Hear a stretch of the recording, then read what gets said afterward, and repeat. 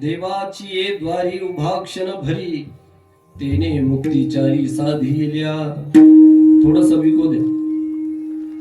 हरिमुखे मना पुण्याची गणना कोण करी, असोनी संसारी जिवे वेगू करी, असोनी संसारी जिवे वेगू करी, वेदशास्त्र भारी बाह्य सदा.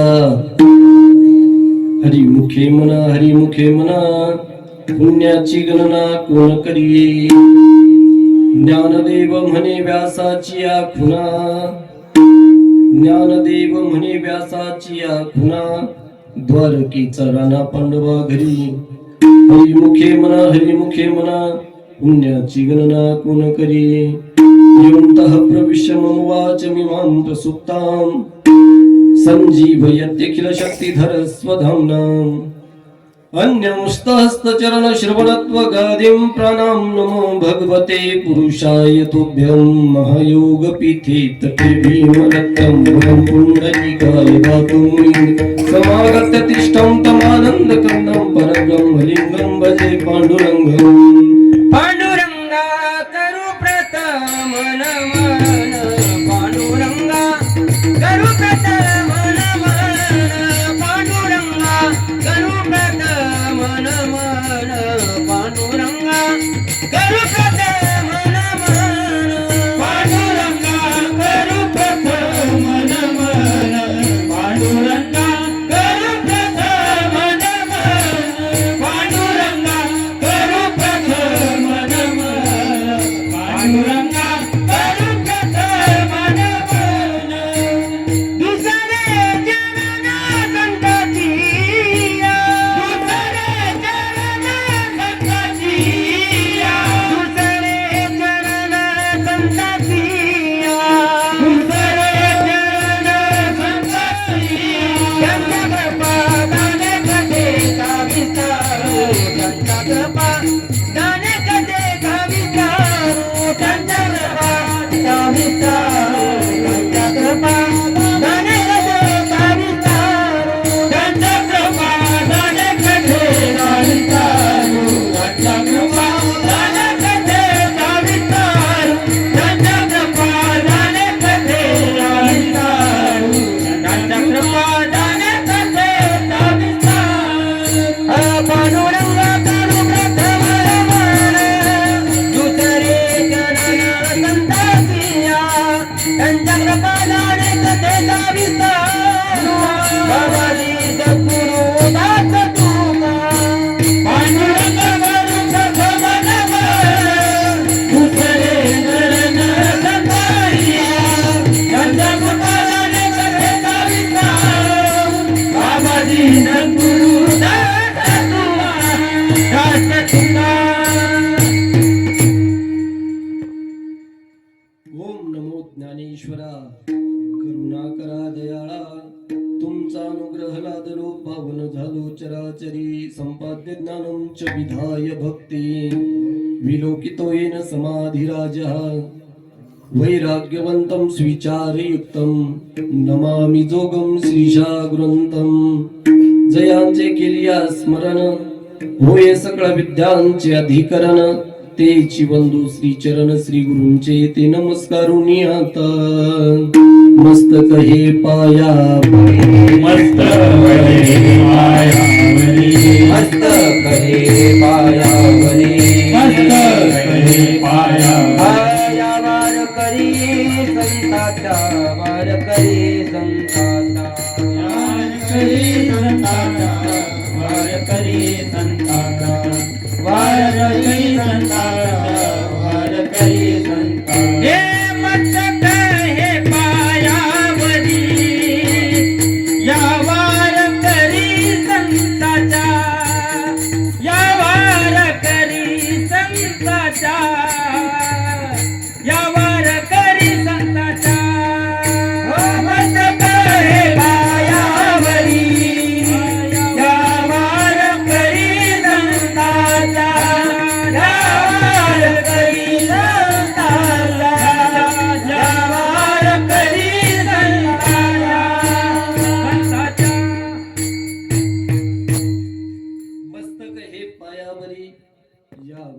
श्री संतांचे आवाज दे दादा, थोडस ताकद द्या आवाजाला.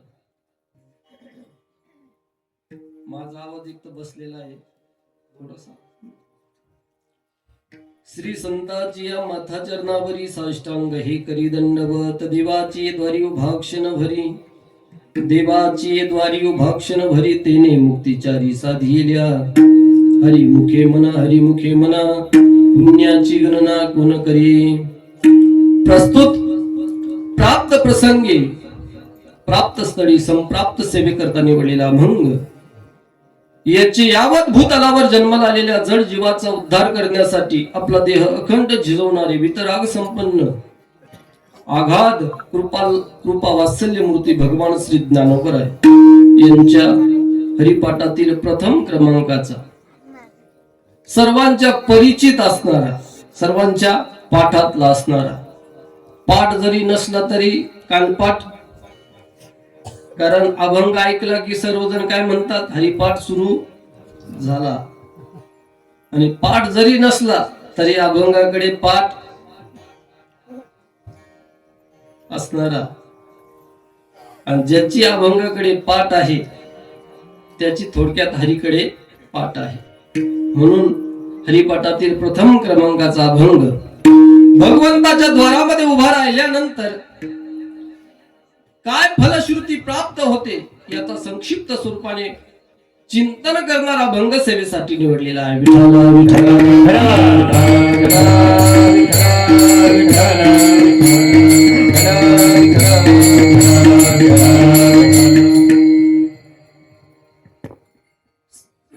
सेवेकरता निवडलेला अभंग भगवान श्री ज्ञानोबरायांचा आहे, हरिपाठातील प्रथम क्रमांकाचा.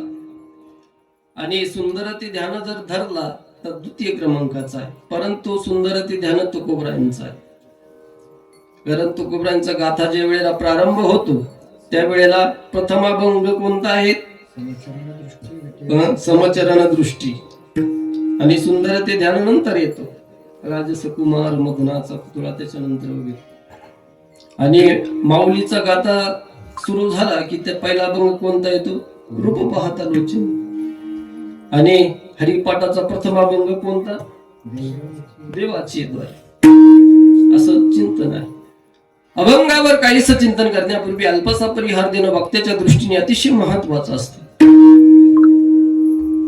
पुण्यभूमी पावन क्षेत्र हे आपल्या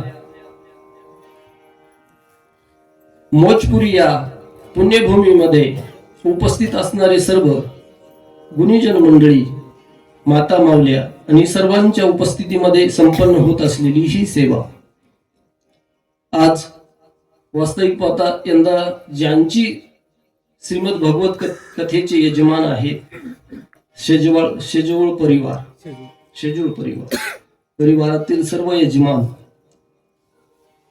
आणि सर्व ज्यांच्या माध्यमातून मला तुमचं सर्वांचं दर्शन प्राप्त झालं, ही सेवा करण्याचं भाग्य प्राप्त झालं, त्या हरिभक्तीपरायण सर्वांच्या निवेदनामध्ये हरिभक्तीपरायण गणेश महाराजांकडून आमंत्रण आम्हाला सुंदर सेवा करण्याचं भाग्य प्राप्त झालं. आता साक्षात गणेशांचं आमंत्रण आल्यानंतर आम्ही नाही म्हणायची आमची टाप आहे का, नाही म्हणत. ज्या ठिकाणी कोणतंही कार्य सुरू करण्याच्या अगोदर गणेशाचं वर्णन केले जातं आणि त्यांची पूजा केल्याशिवाय कोणतं कार्य निर्विघ्न पार होत नाही. आणि तेच मृदंग वाजवायला आहे. मग कोणत्या गोष्टीची कमी आहे का, नाही महाराज. सर्वांच्या निवेदनातून महाराजांनी फोन केला. हरिभक्तीपरायण आमचे मार्गदर्शक ज्येष्ठ कीर्तनकार हरिभक्तीपरायण आमचे मौली महाराजही उपस्थित आहेत. हरिभक्तीपरायण आपल्या भागाचं वैभव, आपले नारायण महाराज आपल्या परिसरामध्ये सर्वजण जाणकार आहेत. त्यांना मी तो लहान मुलापासून सर्वजण ओळखतील.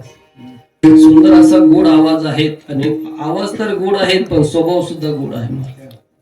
आता आमचा बरेच ठिकाणी प्रसंग आला, मी अनुभवाने सांगतो, असं काही सांगत नाही. सुंदर असा स्वभाव आणि परमार्थामध्ये स्वभावच महत्वाचा असतो बरं का. कलेमध्ये ज्ञानामध्ये वाढ होईल किंवा कमतरता येईल, पण स्वभाव माणसाला फार उंचीपर्यंत नेऊन घालतो.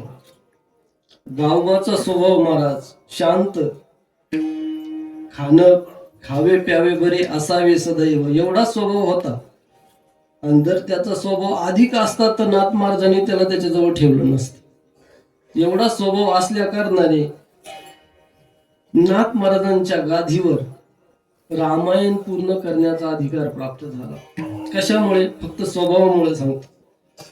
हरिभक्तीपरायण आमचे कृष्ण महाराज आहे, दुर्गेश महाराज आहे, हा गावकरी मंडळी आहेत, तुकाराम महाराज आहेत, नाव सांगा, आमचे वीर महाराज आहेत, हरिभक्तीपरायण आमचे तुकाराम महाराज आहेत, आणि सर्व ग्रामस्थ मंडळी आमचे गायकवाड बाबा आहेत, आणि आमचे बालगोपाल सुद्धा आहेत. सर्वजण विनेकरी, अगदी वजनात तुकोबरायांसारखे विनेकरी आहेत महाराज.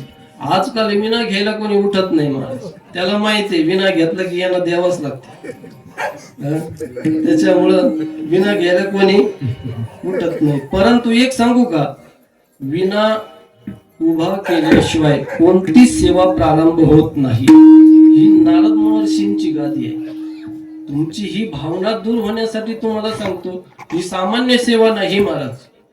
आमचे चुलते हरिभाऊ महाराज भोरडे, त्यांनी रघुनाथ बाबांच्या गुरु आज्ञेहून विण्याची सेवा सुरुवात केली होती. एक थोडासा शॉर्टकट प्रसंग सांगतोय वेळेअभावी. फक्त गुरुची आज्ञा म्हणून सेवा केली. 20-25 वर्ष विना घेतला. कोणतंही कार्य असेल, कोणाचंही सप्ताह असेल किंवा परमार्थी कोणतंही कार्य असेल, त्यांना निरोप भेटला की त्यांनी जावं, विण्याची सेवा करावी. ते एक दिवस पंढरपूरला गेले. मागच्या कार्तिकी वारीला पंढरपूरला गेल्यानंतर 7 दिवस भगवती ज्ञानेश्वरीचं पारायण केलं, कीर्तनामध्ये विना घेतला, सुंदर कथा ही दुपारी श्रवण केली. दररोज पंढरपूर क्षेत्रामध्ये चंद्रभागेचं स्नान करायचं, प्रदक्षिणा करायची, पांडुरंगाचं दर्शन घ्यायचं, असं नित्यक्रम 7 दिवस केल्यानंतर एक दिवस सहज अशा महिला मंडळी, एकादशीच्या महिला मंडळीने फोन केला की आम्हाला विणा आणि चिपळ्या घेऊन या एकादशीच्या दिंडीसाठी. विणा घेतला त्यांनी गळ्यामध्ये.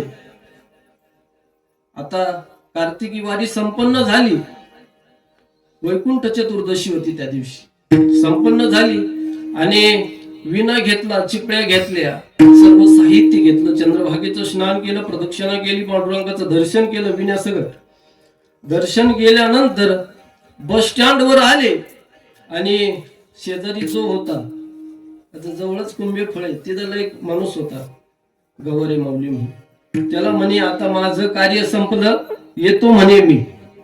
लगेच त्याच्या खांद्यावर मान टाकून दिली. म्हणजे ज्या दिवशी जे पांडुरंग परमात्मा 4 महिने चातुर्मास पंढरपूर क्षेत्रामध्ये घालतोय, आणि घातल्यानंतर त्याला ही क्षेत्रामध्ये राहून किंवा शीन भाग होतो, त्यावेळेला वैकुंठ चतुर्दशीला भगवान परमात्मा सुद्धा वैकुंठाला जातो. त्याच दिवशी त्यांना मरण प्राप्त झालं. म्हणजे विण्याची सेवा सुद्धा सामान्य सेवा नाही. याच्यासाठी सांगितलं विठाला विठा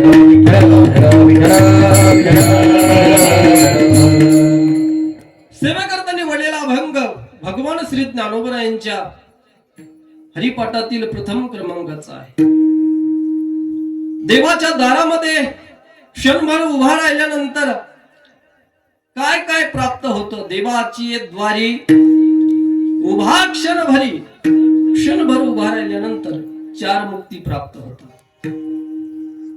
1 नाही, 2 नाही, 3 नाही, तर 4 मुक्तीचा लाभ. मुक्ती म्हणजे नुक्ती नाही बरं, आपल्याला मुक्ती नाही आठवत, मुक्ती म्हणल्यावर नुक्ती आठवते. या ठिकाणी नुक्ती नाही, मुक्ती. तुम्ही म्हणसान आपल्याच गावातली मुक्ती, ती नाही. मुक्ती म्हणजे मोक्ष. आणि या गोष्टी कशाने आठवतात? सेवेने. आणि ती सेवा देवाच्या दारात गेल्याशिवाय होत नाही. आपण जर चिंतन केलं या महाराष्ट्राच्या इतिहासामध्ये, भक्ती संप्रदायाच्या इतिहासामध्ये जो काळ स्वर्ण अक्षराने कोरावा असा महत्वाचा काळ म्हणजे ज्ञानोबरायांच्या अवताराचा काळ आहे. ज्ञानोबरायांच्या चरित्राचा काळ आहे. एवढंच नव्हे तर ज्ञानोबरायांनी वारकरी संप्रदायाचा उत्कर्ष केला ना, त्या उत्कर्षाचा सुद्धा काळ आहे. ज्ञानोबरायांच्या समग्र वाङ्मयाचा आपण थोडासा आढावा जर घेतला तर असं लक्षात येईल की ज्ञानोबरायांचं समग्र जे वाङ्मय आहे ते तत्वज्ञान प्रधान अशा स्वरूपाचं आहे. त्यामध्ये ज्ञानेश्वरी असेल, अमृत अनुभव असेल, चांगदेव 65 असेल, त्याच्यामध्ये तत्वज्ञान प्रधानता विशेष पाहायला भेटते. त्याचं कारण त्या ग्रंथ निर्मितीच्या पाठीमागची भूमिका आणि ज्ञानोबरायांना अभिप्रेत असणारा त्याचा अधिकारी वर्ग या गोष्टी त्याला मुख्यत्व कारणीभूत आहे. ज्ञानेश्वरी ग्रंथ कोणासाठी लिहिला? कोणासाठी लिहिला बरं बाबा? अहो सर्वांच्यासाठी लिहिला. नेवाशाची घटना आहे, नेवाशाचा प्रसंग आहे. ज्ञानोबराय सांगतात, तेने आबाल सुबोधे ओवी येचेनी प्रबंधे ब्रह्म रस सुस्वादे अक्षरे गुंथिली. तेने आबाल सुबोधे, लहान मुलापासून तर सर्वांपर्यंत ज्ञानेश्वरीचा अधिकारी आहे. परंतु ऐका, परंतु त्या कालामध्ये डोळ्यासमोर चित्र समोर आलं, कारण नेवाशाला घडलेली घटना आहे. ज्ञानोबरायांच्या समोर त्या कालामध्ये उपस्थित असणारा जो श्रोतृवर्ग होता तो विशिष्ट अधिकाराचा होता. त्या कालामध्ये असणारे जे आणखी तर ज्यांना तत्वज्ञानाविषयी आस्था आहे, प्रेम आहे, असे तत्वज्ञान प्रेमी माणसं त्यांच्या समोर उपस्थित होते. आणि महत्वाची गोष्ट, ज्ञानोबरायांच्या समोर निवृत्तीनाथ महाराज, सोपान काका, मुक्ताई आणि ही तिघ भावंड होती. म्हणून ज्ञानेश्वरीवरच जे विवेचन आहे एक संवाद, तिघ भावाशी संवाद साधलेला एक संवाद आहे. आणि तो संवाद साधत असताना सहजच ज्ञानोबरायांनी समोरच्या श्रोत्याकडे पाहून ज्ञानेश्वरीची उंची एवढी उंच लिहिली की तुम्ही आम्ही त्या ठिकाणी ठेंगणे पडू लागलो. विठाला विठाला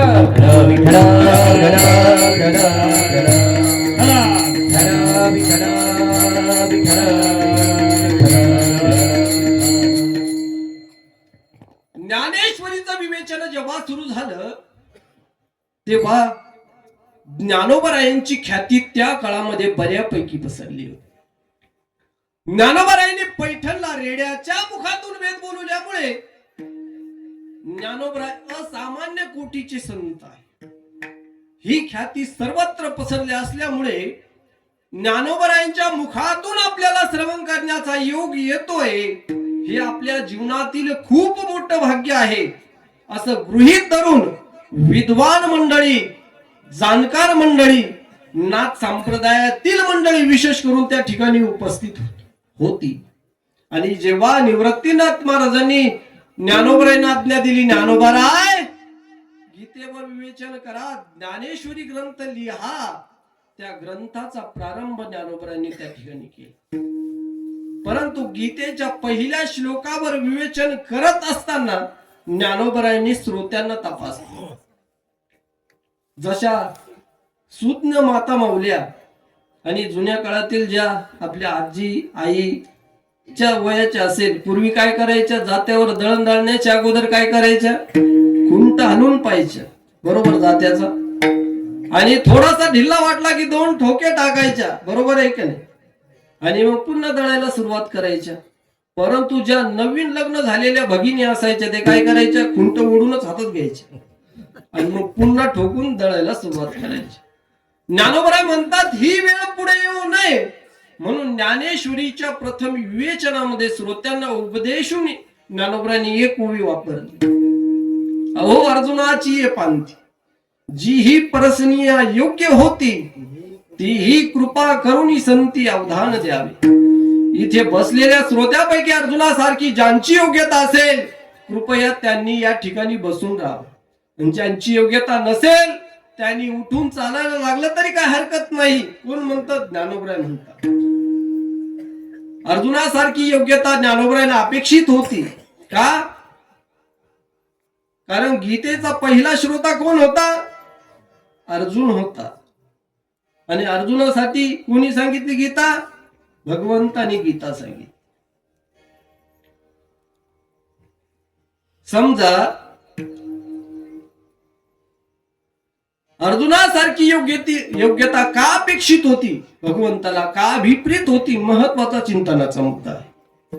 त्याचं कारण ज्ञानोबरायांनी विवेचनासाठी जो ग्रंथ घेतला त्या ग्रंथाचं मुख्य नाव काय? श्रीमद भगवत गीता अलंकार जय हो. नाम ज्ञानेश्वरी गीता अलंकार नाम ज्ञानेश्वरी गीता अलंकार नाम ज्ञानेश्वरी गीता अलंकार नाम ज्ञानेश्वरी गीता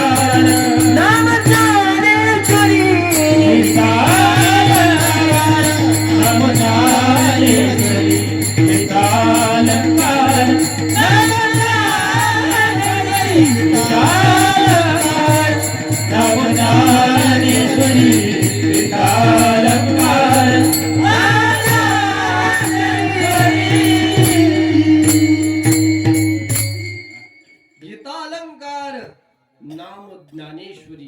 टाळी वाजवा एकदा महाराजांसाठी. बेंबीच्या देठापासून ते म्हणतात. कमीत कमी टाळी वाजवून तरी आपण त्यांचं कौतुक केलं पाहिजे. कौतुक करणं सामान्य गोष्ट नाही महाराज. कौतुक कोणी केलं पाहिजे? ज्याला असं वाटत असेल आपल्या घरामध्ये असं नारायण महाराज असेल, तुकाराम महाराज असेल, आमचे धुर्वेश महाराज असेल, असे गाणारे पाहिल्यानंतर असं वाटतं की आपल्या घराण्यात मध्ये सुद्धा गाणारा मुलगा निर्माण व्हायला पाहिजे, तर आपण कौतुक केलं पाहिजे. परंतु आपलं दुर्भाग्य असं आहे महाराज, गाणारा तर होत नाही, पेनारा झाल्याशिवाय राहत नाही. असा गणेश महाराज असेल, माऊली महाराज असेल, आमचे असेल सुंदर वाजवणारा पाहिला की असं वाटतं की आपल्या घरामध्ये सुद्धा मृदंग वाजवणारा, भजनाची सेवा करणारा मुलगा जन्माला यावा. वाजवणारा तर येत नाही महाराज, परंतु आपलं दुर्भाग्य एवढं अवघड आहे, आपल्याला वाजवल्याशिवाय राहत नाही. बरोबर आहे की? कारण तिथं वंश परंपरा लागते, सेवा लागते महाराज. भगवद्गीता हा ग्रंथ सामान्य ग्रंथ नाही महाराज. या ग्रंथाची रचना पहा तुम्ही. जे भगवंताने जे तत्वज्ञान स्वतःच्या आई वडिलाला सुद्धा सांगितलं नाही, स्वतःच्या बंधूला सुद्धा सांगितलं नाही, स्वतःच्या पत्नीला सुद्धा सांगितलं नाही, ते तत्वज्ञान अर्जुनाला सांगितलं. बघा, जे न संगेची पितया वसुदेवासी, जे न संगेची बंधू बळीभद्राशी, ते गुह्य अर्जुनेशी बोलत. देवी लक्ष्मी एवढी जवळीक, परी तीही न देखी या प्रेमाचे सुख. अहो, लक्ष्मी माता एवढी जवळ आहे, 24 तास भगवंताची सेवा करते महाराज. परंतु लक्ष्मी मातेला सुद्धा ते तत्वज्ञान सांगितलं नाही. ते तत्वज्ञान अर्जुनाला सांगितलं. बघा, काय अर्जुनाचा अधिकार असेल, विचार करत जा. कधी अर्जुनासारखा अधिकार आपला कधी होईल? कारण गीता सांगितली अर्जुनासाठी. तुम्ही आम्ही अर्जुनच आहे महाराज. या संसारामध्ये, संसार म्हणजे कुरुक्षेत्र आहे, आणि या कुरुक्षेत्रामध्ये आपण अर्जुनच आहे. रात्रंदिवस आम्हा आहे की नाही? का खोटं बोलतोय? बरोबर आहे ना. आत्य प्रसंग कोणता असू द्या, व्यवहारिक प्रसंग असू द्या, संसारामध्ये महाराज उगाच म्हणलं का संसार दुःखामुळं चौकडे किंवा रात्रंदिवस आम्हा संसाराविषयी म्हटलेला आहे. परंतु एक कल्पना करायला, एक भाव, एक युक्ती रचायला काय अडचण आहे? म्हणजे हे संसार कुरुक्षेत्र, तुम्ही आम्ही अर्जुन आहेत, आणि रात्रंदिवस आपल्याला या मोहामध्ये अडकवल्या जाते. ज्या वेळेला नवीनच लग्न जर जमवायचं असेल तर किती मोहपाश टाकल्या जातो महाराज, सांगता येत. बरोबर आहे का? तुम्ही तर सांगणार नाही, तुम्ही टाकल्यामुळं. विठाला